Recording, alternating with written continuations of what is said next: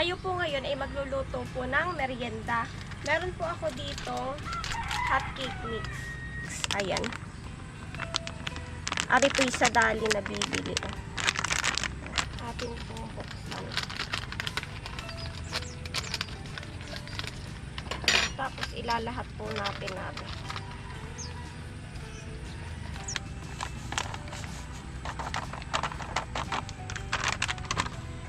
Tapos egg medium.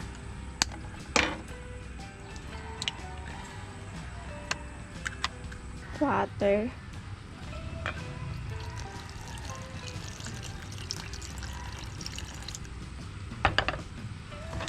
Then mix.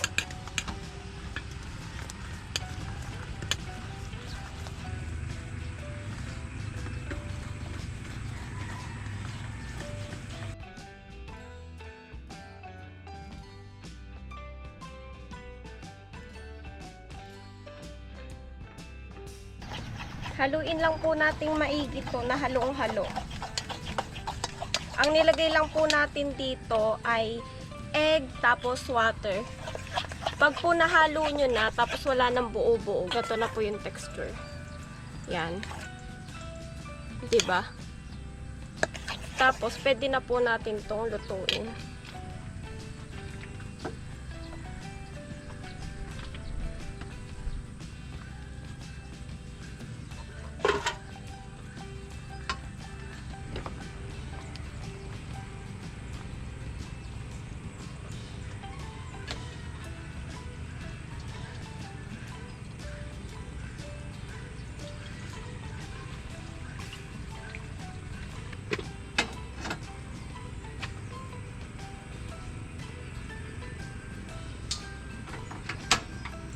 Lagyan lang po natin ng konting-konting mantika.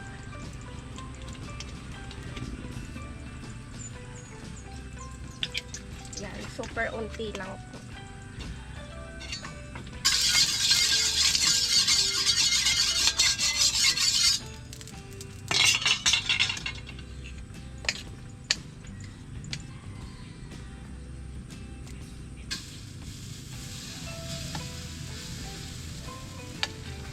Kayo na po bahala kung gaano kalaki yung gagawin nyo.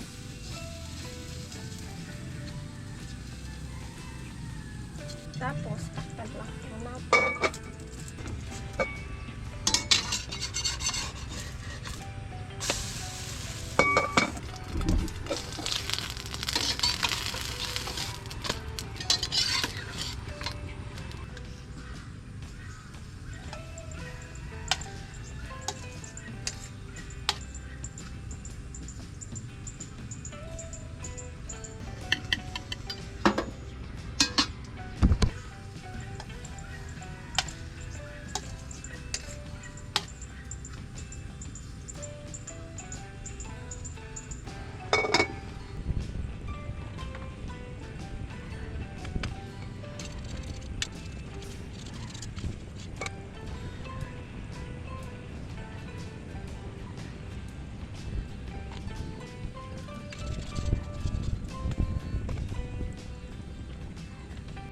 Hindi na po natin nilagyan ng mantika at nababalik naman po siya kahit walang mantika. Sa lahat po na po.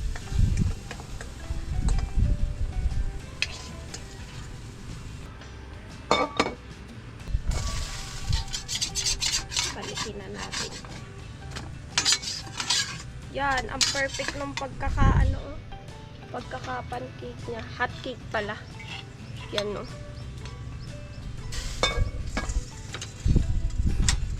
Atin naman po lagyan ng margarine.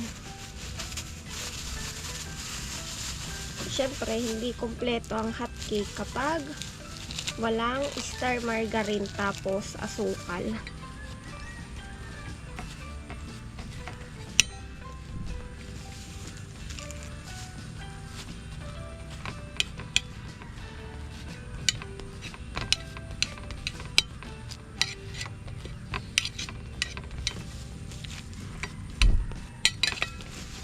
Tapos, lagyan natin sugar.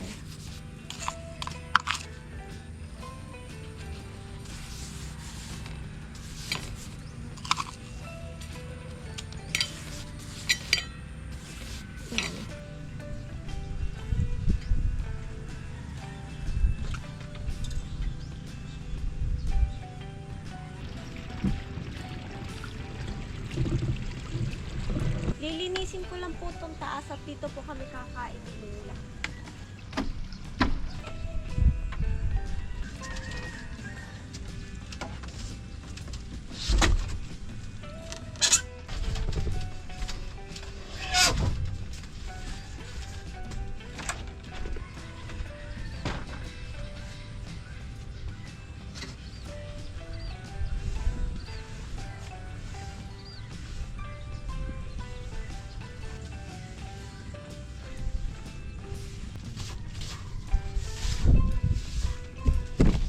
Siyempre po, para kumpleto na ang ating merienda, tayo bumili ng tang. Yan. Lalo na't mainit ngayon ng panahon. Ako, sarap magmalamig.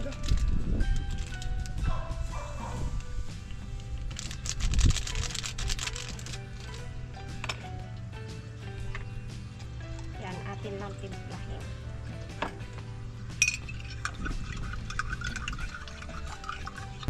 Yellow.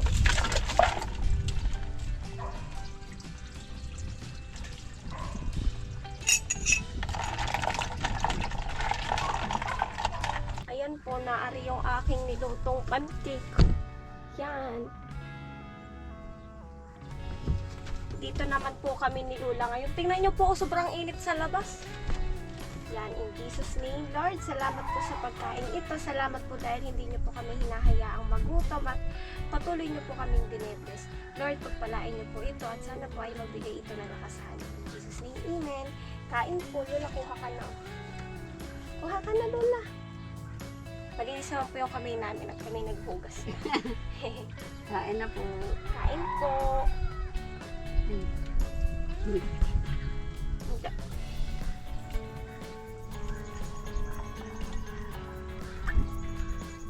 Palamig, mainit. Sa mainit na panahon.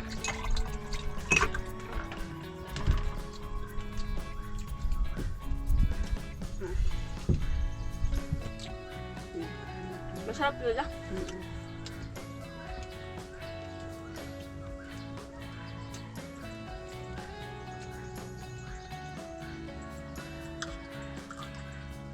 Ang init ngayon.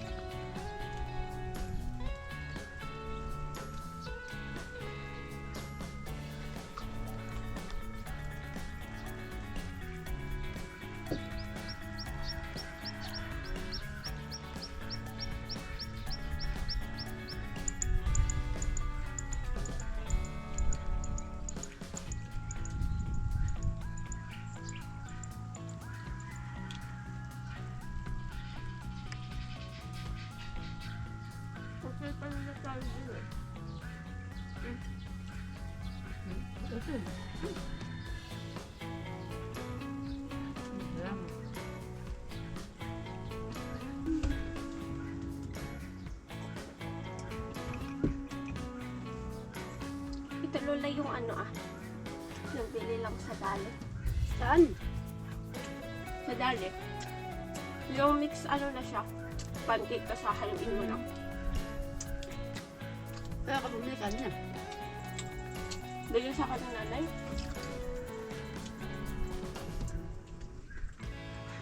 Sama pa Lola. Kaya galing yun, no? Kadami. Ang lambot Lola?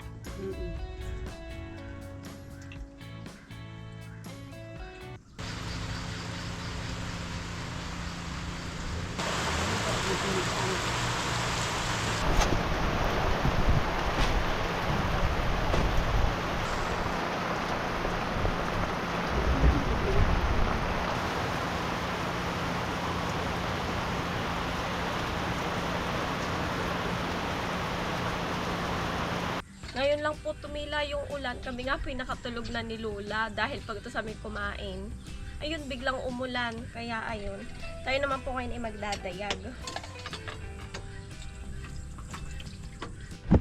Yung pong tubig na galing dito, kapag po ating pinuli itong kulay black, yan, lalabas po yan.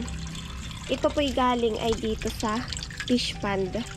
Halimbawa po, magdadayag, ganon. Yan po yung hindi ginagamit pag yung magluluto, pandayag po yan. Tapos yung tubig naman pong galing dito, kapag po ito ay pinol, itong kulay green na are. Yan, lalabas po yan. Yung tubig po na galing dito ay malinis. Dito po iniimbak yung tubig. Ito pong tubig dito galing po sa bayan na malinis po yan. Ibig sabihin malinis po ito. Pwede po itong panghugas ng pagkain. Yan. Malinis po yan. Ayun po, ganun ka-creative si Kuya Kalayas. Kasi nga ho, hindi pa po abot dito ang tubig. Kaya gumawa po siya ng paraan para kaysa buhos ng buhos na ganun, eh di gumawa siya ng gantong pump. Yan. Diba? Ang galing ho ni Kuya Kalayas. Sobrang creative po talaga yun sa pool. Yung pong tubig dito, kumbagay, panghugas ng mga plato, ganun. Tapos, pag yung last banlaw po, dito naman po sa malinis kami binabanlawan. Kasi nga ho, limited lang yung tubig na malinis.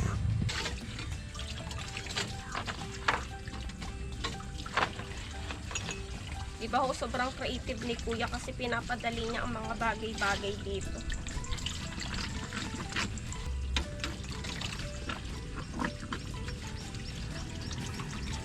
Hanggang dito na lang po ang aking vlog. Salamat po sa mga nanonood, sa sumusuporta po sa amin. Mag-iingat po kayo palagi at pagpalain pa po kayo ni Lord. Ayan po, salamat po sa inyong panonood. Bye-bye!